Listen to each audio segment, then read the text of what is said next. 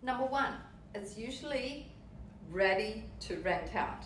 You don't need to spend any money or time on renovating the property. It's ready for new tenants, for new occupants. So you don't have to allocate extra fund just to bring it up to standard. Number two, save money on maintenance. Usually new build comes with a first 12 months warranty. If there is something broken or something wrong with the property, you can go back to the developer to get it fixed.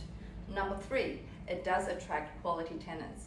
Now most tenants are fed up with the cold, the damp, older properties, and would appreciate the benefits that comes with brand new properties, brand new amenities, appliances. It does attract quality tenants.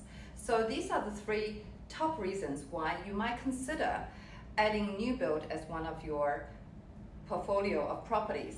And there are many reasons. Follow me for more insight and tips.